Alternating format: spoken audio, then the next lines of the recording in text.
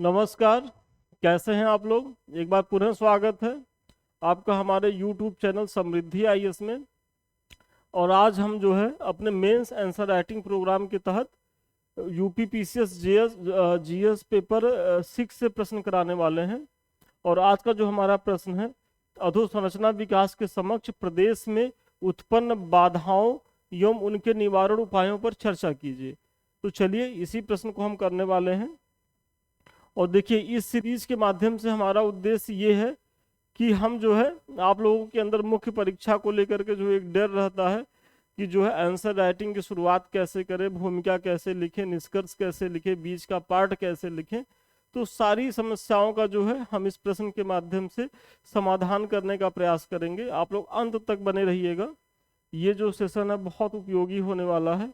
तो सबसे पहले हर बार की तरह एक छोटा संक्षिप्त भूमिका आप दीजिए कि अधोसंरचना विकास से तात्पर्य उन मूलभूत संरचनाओं से है जो किसी भी देश या प्रदेश के आर्थिक एवं सामाजिक विकास के महत्वपूर्ण घटकों में से हैं, जैसे परिवहन के साधनों का विकास, सड़क, ऊर्जा की सहज उपलब्धता आदि। बस आप जो है अधोसंरचना के बारे में एक संक्षिप्त परिचय दे दिए और यहीं से आप जो है अपने प्रश्न का शुरुआत कीजिए। देखिए, बहुत से बच्चों में ये रहता है कि हम सब प्रश्न की शुरुआत कैसे करें। तो प्रश्न की शुरुआत में जो आपका की पॉइंट है, यदि उसको एक्सप्लेन करने का अवसर आपको मिल रहा है तो उसी को एक्सप्लेन करते हुए जो है आप अपने प्रश्न की शुरुआत कर सकते हैं। तो आपके प्रश्न में जो की पॉइंट है यहाँ अधोसंरचना है, तो बस इसी को पकड़िए और इसी को अधोसंरचना क्या होता है, इनकी क्या भूमिका होती है, आर्थिक भूमिका क्या होती है, सामाजिक भूमिका, तो ये थोड़ा सा इसी पे परिचय देते हुए आप शुरू कर दीजिए, जैसा कि आपने किया भी है। फिर जहां तक उत्तर प्रदेश में, अब देखिए चूंकि आप लोगों का जो परीक्षा है उसमें जो है 20 प्रश्न आते हैं एक पेपर में। और उसमें भी जो प्रश्नों की प्रकृति होती है वो दो प्रकार की होती है। एक जो होते हैं 125 शब्दों में लिखने रहते हैं, 1 से लेकर 10 प्रश्न, और ये 8 अंक के होते हैं। और फिर 11 से लेकर के 20 प्रश्न जो होते हैं वो जो है 200 शब्दों में लिखने होते हैं और वो 12 अंक के होते हैं। तो आप लोगों के पास इतना अवसर नहीं है कि आप जो है और मतलब टू द पॉइंट के अलावा इधर उधर की बातें करिए, और इधर उधर की बातें करनी भी नहीं है आपको। बस जैसे ही भूमिका लिखिए तुरंत जो है आप अपने प्रश्न की डिमांड पे आ जाइए। और प्रश्न में पूछा जा रहा ना, कहा जा रहा है कि विकास के समक्ष प्रदेश में उत्पन्न बाधाएं क्या हैं। बस भूमिका दिए 15 से 20 शब्दों में, तुरंत आप बाधाओं पे उतर जाइए कि बाधाएं कहाँ। तो आप वही लिख रहे हैं कि जहां तक उत्तर प्रदेश में अधोसंरचना के विकास के समक्ष प्रमुख बाधाओं का प्रश्न है तो वे निम्न है। सबसे पहला, आधारभूत संरचनाओं के विकास हेतु भूमि अधिग्रहण में जटिलता। आप देख रहे होंगे कि जब तक भूमि अधिग्रहण का जो कानून 2013 में बना था उसके पहले तक इन परियोजनाओं के लिए, चूंकि भाई अब सड़क बन रहा है, रेलवेज का निर्माण हो रहा है, बड़े बड़े उद्योगों की स्थापना के लिए ऊर्जा परियोजनाओं का जो है निर्माण हो रहा है, तो उसके लिए बहुत बड़े भूभाग की जरूरत होगी।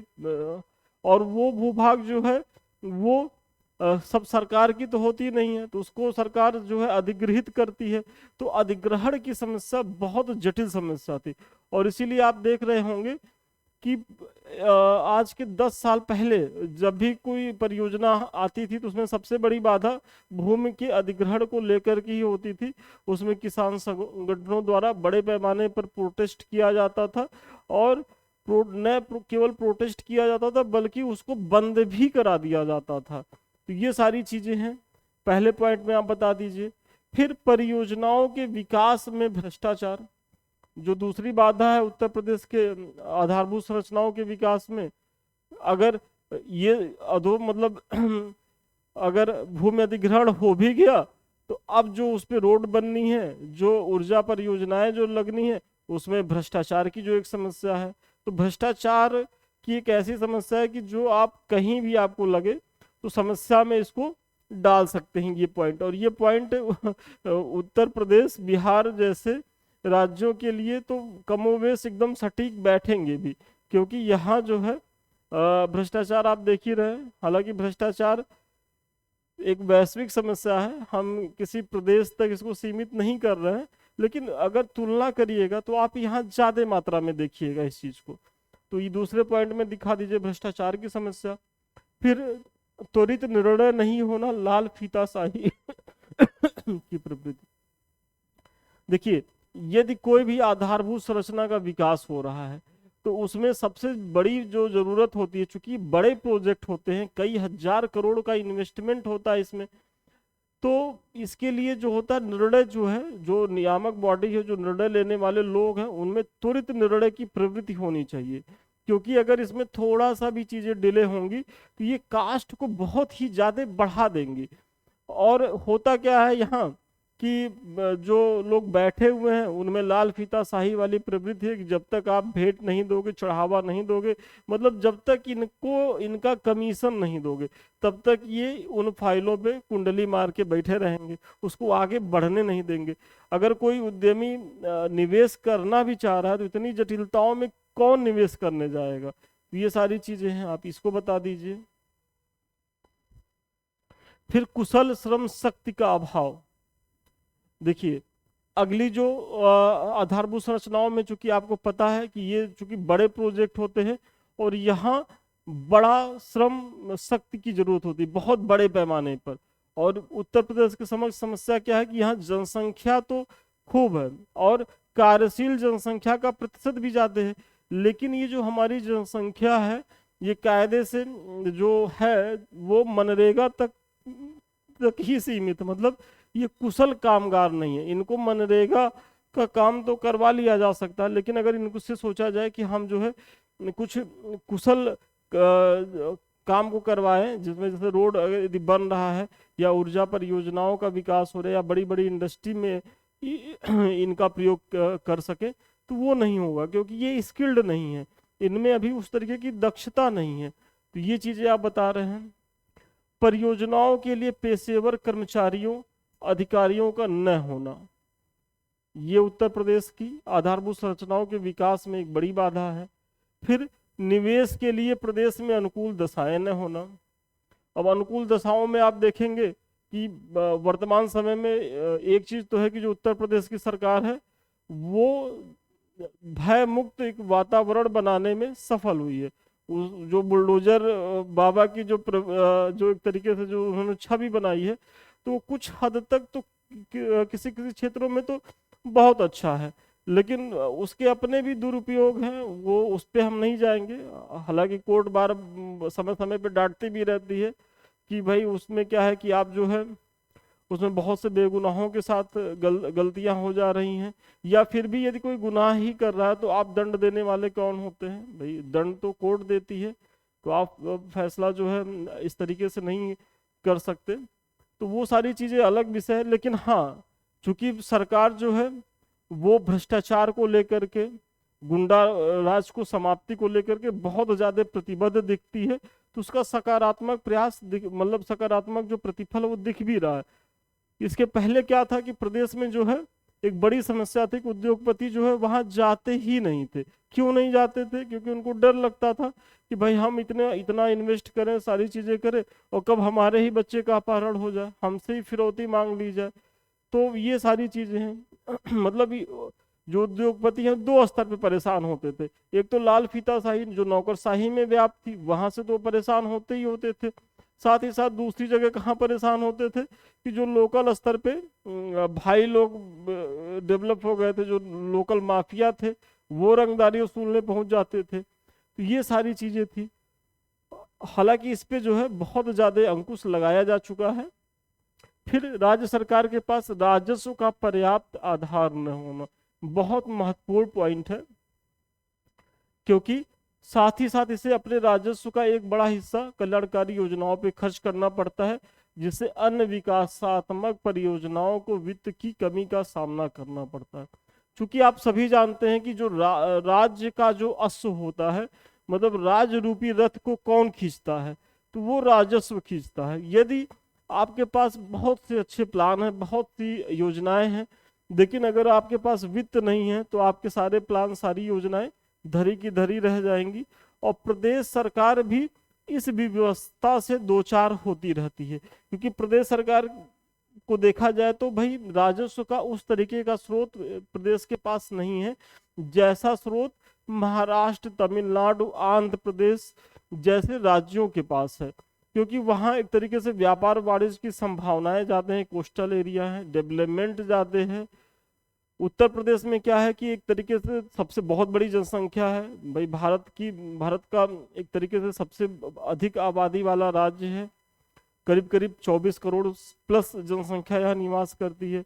दूसरी चीज, यहाँ जो है प्रदेश को अपने इस जनसंख्या की स्वास्थ्य और शिक्षा को सुनिश्चित करने के लिए अपने राजस्व का एक बड़ा भाग जो है वो इन क्षेत्रों में निवेश करना पड़ता है। तो आधारभूत संरचनाओं के लिए प्रदेश सरकार के पास वित्त ही नहीं बचता है, वही आप इस पॉइंट में बता रहे हैं।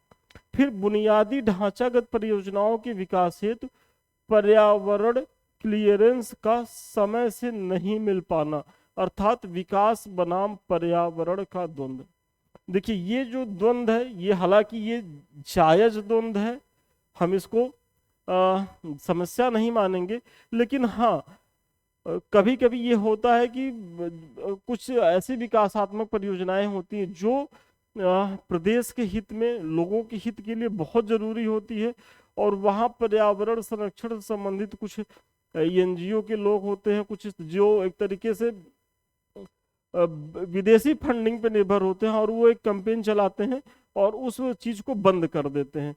तो उसका तो हम समर्थन नहीं करते हैं, लेकिन हाँ अगर कभी कभी ऐसा भी होता है कि अंधाधुंध जो विकास हो रहा है उसमें पर्यावरण की भारी क्षति भी हो रही है, तो अगर वैसा है तो उसको तो नियंत्रित करने की जरूरत है, लेकिन बायस्टपूर्ण तरीके से नहीं होना चाहिए। तो इसका भी जो है एक संतुलित समाधान खोजने की जरूरत है। विकास बनाम जो पर्यावरण का द्वंद्व है, इसमें एक संतुलन स्थापित करने की जरूरत है।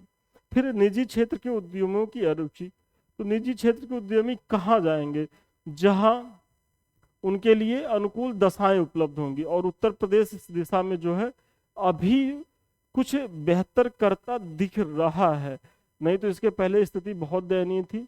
और दयनीय कैसे थी वो मैंने पीछे बताया ही है कि आधारभूत संरचनाओं का एकदम नहीं होना, भाई रोड नहीं, सड़क नहीं, ऊर्जा संसाधनों का अभाव, ऊर्जा की कमी, फिर उसके बाद ये सारी चीज़ें यदि हटा दिया जाए तो फिर लाल फीताशाही, फिर जो है भ्रष्टाचार, गुंडा राज, सारी चीज़ें। तो ये सब चीज़ें जो है एक सम्मिलित कारण है, अधोसंरचना के जो विकास में जो बाधाएं हैं इन सबों की वजह से उत्पन्न हो रही थी। तो आप जो है बता दिए। अब देखिए आगे बढ़ने से पहले एक संक्षिप्त लेकिन महत्वपूर्ण सूचना, क्योंकि आप सभी जान रहे होंगे कि आप लोग की परीक्षाएं जो है वो काफ़ी लेट है प्रीलिम्स, लेकिन हाँ जब प्रीलिम्स शुरू होगा तो लगातार परीक्षाएं होती रहेंगी, और आप विश्वास मानिए कि आप यूपीपीसीएस दीजिए, आरओ दीजिए, एलटी ग्रेड दीजिए, बीओ दीजिए, मतलब लगातार परीक्षाएं इधर होने वाली हैं। और इस बार तो चूंकि भाजपा की स्थिति जो है उत्तर प्रदेश में बहुत खराब रही है, तो प्रदेश नेतृत्व भी इस चीज़ को लेकर के मंथन कर रहा है, और उसमें भी युवाओं की भागीदारी बहुत रही है, क्योंकि बेरोजगारी बहुत बढ़ गई थी। तो सरकार, एक उम्मीद की जा रही है कि सरकार अब इस दिशा में त्वरित कदम उठाएगा। तो अभी जो आप लोगों के समक्ष जो समय है इधर 3 महीने का, जून जुलाई अगस्त, 3 महीना तो आप खूब मन से जो है मुख्य परीक्षा को पढ़ लीजिए, क्योंकि इसके बाद जब आप पीटी मोड में जाएंगे तो आपको फिर समय नहीं मिलेगा। और विश्वास मानिए पीटी के बाद मुख्य परीक्षा की कोई तैयारी भी नहीं होती है। जो बच्चे ये सोच रहे होंगे कि एक बार हम प्रीलिम्स पास कर जाए उसके बाद तो मुख्य परीक्षा में हम पूरा उड़ा के चले आएंगे, तो उड़ा के नहीं, वो धाराशाही होके आएंगे। रीजन ये होता है कि पीटी में तो फिर भी बहुत कम पढ़ना, मुख्य परीक्षा में बहुत लंबा चौड़ा सिलेबस है, बहुत पढ़ना होता है। और यदि आप प्रीलिम्स के पहले मुख्य परीक्षा को नहीं तैयार किए हैं तो आप रणनीतिक तौर पे गलती कर रहे हैं। तो संस्थान के द्वारा भी 11 जून से नए बैच को चलाया जा रहा है, जिसमें हम एथिक्स का पेपर करने जा रहे हैं, और साथ ही साथ हमारा यूपी पीसीएस से जो 5th और 6th पेपर है उस पे भी हम कर रहे हैं। तो मतलब 4, 5, 6, 3 पेपर जो है का नया बैच जो है वो 11 जून से शुरू हो रहा है। तो अधिक जानकारी के लिए 7303307507 पे संपर्क करें, ऑफिस को लोग और बेहतर तरीके से बताएंगे। यहाँ हम इतना ही बताना चाहते हैं आपको कि इसमें हम करते क्या है कि हम मंडे टू फ्राइडे प्रत्येक दिन टॉपिक वाइज आपको 2 क्वेश्चन देते हैं, और आपसे ये अपेक्षा की जाती है कि आप शाम को 5 बजे तक जो है पीडीएफ में इसी तरीके से अपनी कॉपी भेजेंगे, और संस्थान के द्वारा सेम डे ही प्रॉपर वे में मूल्यांकन कर दिया जाएगा। जो भी कमी रहेगी इसी तरीके से कमेंट कर दिया जाएगा आपका। मतलब ये 5 बजे से लेकर के 9 बजे तक 10 बजे तक आप लोगों की सारी कॉपियां चेक हो जाती हैं सेम डे ही, और जैसे ही 10 बजेगा आपको इस तरीके से मॉडल पेपर मिल जाएगा। तो यहाँ जो है आप डेली जो है आप आंसर राइटिंग करने लगेंगे, क्योंकि आप एक ग्रुप में जुड़ेंगे, आपको एक मोटिवेशन मिलेगा। साथ ही साथ आपकी जो कमियां रहेंगी प्रॉपर वे में संस्थान द्वारा बताई जाएंगी। फिर जो तीसरी चीज़ है कि आपको सेम डे ही जो है वो हम आपको मॉडल पेपर भी दे देते हैं।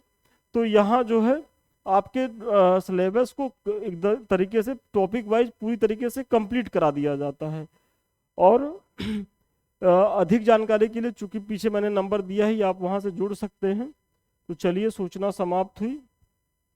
अब आगे देखते हैं कि इस प्रकार उपर्युक्त विवरण से स्पष्ट होता है कि अधोसंरचना के विकास के समक्ष प्रदेश कई चुनौतियों से जूझ रहा है, किंतु सुखद यह है कि इसके समाधान हेतु प्रदेश गंभीर प्रयास भी कर रहा है, जो निम्न है। देखिए आपके प्रश्न में जो है अगला पूछा भी गया है कि भाई जो अधोसंरचना के विकास के समक्ष जो बाधाएं हैं उसे निपटने के लिए प्रदेश सरकार प्रयास क्या कर रहा है। तो अब हम प्रयासों को बता दें कि प्रदेश जो पहला प्रयास कर रहा है कि समय समय पर निवेशक सम्मेलनों का आयोजन, हाल में ग्लोबल इन्वेस्टर समिट 2023 का आयोजन। इसके द्वारा होता क्या है कि प्रदेश जो है देश विदेश से मतलब निवेश आकर्षित करता है, और जब निवेश आएगा तो उसके साथ तकनीकी आएगी, तो एक तरीके से मतलब पूरे प्रदेश की अर्थव्यवस्था को बहुत ही फायदा होगा। और आप देख रहे होंगे कि 2023 का जो ग्लोबल इन्वेस्टर समिट हुआ था उसमें आप देखेंगे प्रदेश सरकार ने जितना लक्ष्य निर्धारित किया था उसे तिगुना की राशि इसको प्राप्त हुई है। तो सोचिए कितना लाभदायक है। दूसरा जो है परियोजनाओं से संबंधित निर्णय प्रक्रियाओं में सुधार करना, ताकि इसके लिए नोडल एजेंसी की स्थापना एवं कार्य हेतु जवाबदेहिता सुनिश्चित करना। क्योंकि आपने पीछे पढ़ा है ना कि परियोजनाओं के लिए लेट लतीफी या लाल फीताशाही, तो उसी के समाधान की बात आप अगले पॉइंट में यहाँ बता रहे हैं कि एक ऐसे नोडल एजेंसी की स्थापना की जा रही है कि जो प्रॉपर वे में इस तरीके की योजनाओं की मॉनिटरिंग करेगी, आपकी फाइल में क्या समस्या है कहाँ उसका त्वरित निदान करेगी, ये सारी चीजें होंगी। और अगर ये एजेंसी, ये नोडल एजेंसी जो है अपने दायित्वों का निर्वहन उचित तरीके से नहीं करती तो इसकी भी ट्रैकिंग की जा रही है, इसकी भी जो कार्यप्रणाली है इसको भी मॉनिटर किया जा रहा है उच्च बॉडी द्वारा। तो एक तरीके से इनकी जवाबदेहिता भी सुनिश्चित की गई है। फिर भ्रष्टाचार एवं लाल फीताशाही को रोकने के लिए विभिन्न प्रकार के पोर्टलों की स्थापना, जहां सभी प्रक्रियाओं की ऑनलाइन ट्रैकिंग करने की सुविधा है। मतलब अब अगर कोई अधिकारी ये सोचे कि हम कोई फाइल को जो है वो मनमानी तरीके से रोक के रख ले, तो वो नहीं रख पाएगा। क्यों नहीं रख पाएगा? क्योंकि उसकी ऑनलाइन ट्रैकिंग हो रही है। यदि फला अधिकारी ने उसको रोका है तो उसको कारण बताना होगा। ये तो वो बताएगा नहीं कि हमको पैसा चाहिए, भाई पैसा चाहिए तो घूस चाहिए, तब तो फिर उसकी तो सेवा ही समाप्त हो जाएगी। तो ये एक तरीके से भ्रष्टाचार पे अंकुश लगाने के लिए बहुत बेहतरीन प्रयास सरकार द्वारा हो रहा है, तो आप इसकी भी चर्चा कर दें। फिर शासन प्रशासन में ई गवर्नेंस को बढ़ाना। देखिए ई गवर्नेंस के तहत आप देख रहे हो कि उत्तर प्रदेश जो है प्रत्येक मतलब राज्य स्तर नहीं प्रत्येक जिले तक पहुंच गया है, और इसके माध्यम से जो है वाकई में आधारभूत जो संरचनाएं हैं उसके विकास में बहुत गति आई है। फिर पीपीपी मॉडल को प्राथमिकता, जिससे प्रदेश सरकार के वित्तीय बोझ को कम किया जा सके, जैसे पीपीपी मॉडल पर एक्सप्रेस वेज का निर्माण। देखिए यहाँ पब्लिक प्राइवेट पार्टनरशिप की बात हो रही है कि मतलब सार्वजनिक क्षेत्रों में इन ऐसे मतलब लोगों को लाया जाए जो एक तरीके से निजी लोग हों और वो अपना इन्वेस्ट करें और उससे वो लाभ भी कमाएं। तो इससे क्या होगा कि प्रदेश सरकार के वित्तीय संसाधनों पर बोझ नहीं पड़ेगा और नितिन गडकरी जी का जो मॉडल है, आप देख रहे होंगे कि वो कितनी सफलता से जो नेशनल हाईवे के तौर पे या एयरपोर्ट एयरपोर्ट नहीं, वो बंदरगाहों के लिए जो प्रयास कर रहे हैं, तो उसी के तहत जो है प्रदेश सरकार भी अपने यहाँ प्रयास कर रही है कि निजी उद्यमियों से कह रही है कि आप जो है आइए हमारे यहाँ सड़कों का निर्माण करिए, पोर्ट्स बनाइए, सारी चीज़ें बनाइए, और हम जो है आपको उसके लिए संरक्षण देंगे। आपका जो लाभ होगा उस लाभ में वही जो भी उसे लाभ उसका आपको शेयर भी दिया जाएगा। तो ये सारे प्रयास किए जा रहे हैं। फिर भूमि अधिग्रहण एवं पर्यावरण क्लियरेंस जैसी समस्याओं के लिए त्वरित निपटान के लिए प्रयास आदि, ये भी बहुत जरूरी है कि भाई भूमि अधिग्रहण, यदि कोई सड़क बननी है तो उसमें जल्दी से जल्दी उसका भूमि अधिग्रहण हो जाए। यदि पर्यावरण को लेकर के भी कोई समस्या है तो उस समस्याओं का मतलब एक तरीके से संतुलित निदान हो और फिर उसको क्लियर किया जाए। तो ये सारे प्रयास जो है उन बाधाओं से निपटने के लिए है। तो आज के प्रश्न का उत्तर यहीं तक है, और इस प्रश्न के माध्यम से मुझे बहुत विश्वास है कि आपको इस प्रश्न के माध्यम से ये तो सीखने को मिल ही गया होगा कि भूमिका कैसे लिखे, निष्कर्ष कैसे लिखे, बीच का पार्ट कैसे लिखे। देखिए, मुख्य परीक्षा में हम एक चीज आपसे कहेंगे कि जब भी आप प्रश्न को पढ़िए तो प्रश्न को तोड़ने का प्रयास करिए, और प्रश्न कितने डायमेंशंस में पूछा गया है, यदि आप ये सब चीजें क्लियर कर ले रहे हैं और एक माइंड मैप बनाने में सफल हो जा रहे हैं, तो फिर आप जो है प्रश्न को टू द पॉइंट लिख के आएंगे। और अगर आप टू द पॉइंट लिख के आ रहे हैं तो विश्वास करिए कि आपको मुख्य परीक्षा पास करने से कोई रोक नहीं सकता। हम लोग के पास, हम लोग खुद एक नामी संस्थान से जुड़े हुए हैं, और हम लोगों के पास अगर 100 कॉपियाँ आती हैं दिन में चेक करने के लिए, तो विश्वास करिए उसमें 8 से 10 बच्चों की कॉपी ही ऐसी होती है कि जो टू द पॉइंट लिखते हैं। बाकी 90% बच्चों के साथ ये समस्या रहती है कि वो मेंस आंसर राइटिंग को बहुत हल्के में लेते हैं, और इससे उनका नुकसान ये होता है कि उनको ये लगता है कि लिख तो रहे हैं हम, लेकिन लिखने से और टू द पॉइंट लिखने में बहुत फर्क होता है।